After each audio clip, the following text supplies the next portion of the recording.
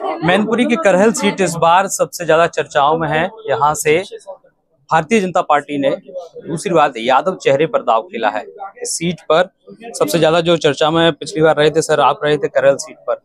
आपके बयानों की वजह से वो सीट और ज्यादा चर्चा में थी। अखिलेश यादव को आपने चुनाव मैदान में उतारने को मजबूर कर दिया था। क्या लगता है सर, इस बार यादवगढ़ में ही आपस में टकराव? सोबरन सिंह यादव भारतीय जनता पार्टी से एमएलए बने थे, बाद में वो समाजवादी पार्टी में चले गए थे और दर्शन सिंह जी भी चले गए थे और फिर दर्शन सिंह जी राज्यसभा में वहां से आए और सोबरन सिंह जी विधायक लगातार हो रहे हैं। लेकिन अभी मेरे वाले चुनाव में सोबरन सिंह की जगह अखिलेश यादव लड़े थे और जो उसमें अभी उनको दिया नहीं है, परिवार को दिया। उस समय सर आपने जब नामांकन किया था तो आपने एक ट्वीट भी किया था कि जो लोग अपनी सीट को परंपरागत या पुश्तैनी समझते हैं वो लोकतंत्र का अपमान है।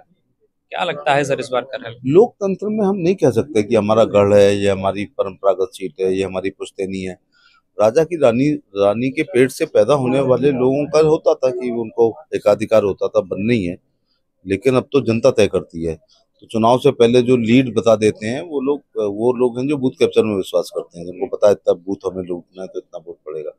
और बाकी जनता ने अभी पंजाब में के उस समय के वर्तमान मुख्यमंत्री को 2 सीटों से हराया और स्वर्गीय वो बड़े बादल साहब चुनाव हारे हैं।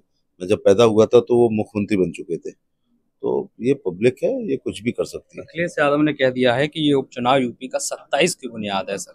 नहीं, करहल को 27 की बुनियाद की जगह वो ऐसा करें ना कि खैर को बुनियाद माने,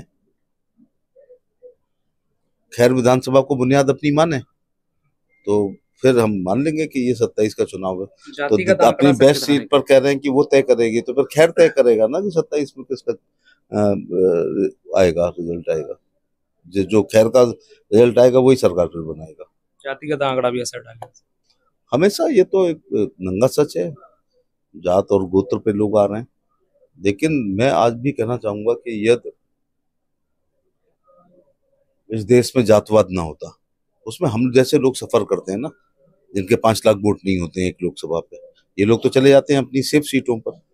यदि इस देश में जातवाद ना होता और गोत्रवाद ना होता और अपनी अपनी जात के नेताओं के खूंटे से बंधे हुए लोग ना होते और मोदी जी के लाभार्थी केवल अपने परिवार के साथ वोट डाल दें, तो उत्तर प्रदेश की सभी सीटें हम जीत जाएंगे। 2022 में सर आप खूब चर्चाओं में थे जब आपने वहां से चुनाव लड़ा। आपने जमीनी हकीकत वहां की बहुत जानी है। क्या लगती है कि उस समय भी थे, क्या लगता है कि करहल का जो सियासी जो रुख है वो भाजपा का इस बार क्या लगता है कि 2 बार जब पिछली बार एक बार का ये प्रयोग रहा कि जब एक बार यादव दमदार आदमी को लड़ाया गया था तो उस बार रिजल्ट आया। और आपको 93 में एक बात और पता होनी चाहिए कि सपा बसपा का गठबंधन था, इसके बावजूद भारतीय जनता पार्टी जीती थी। तो सोबरन सिंह यादव वहीं के रहने वाले थे, उनका प्रभाव था। तो जो हमारे अब के कैंडिडेट हैं प्रमिला यादव के पुत्र, तो वो भी वहाँ जमीन से जुड़े हुए हैं।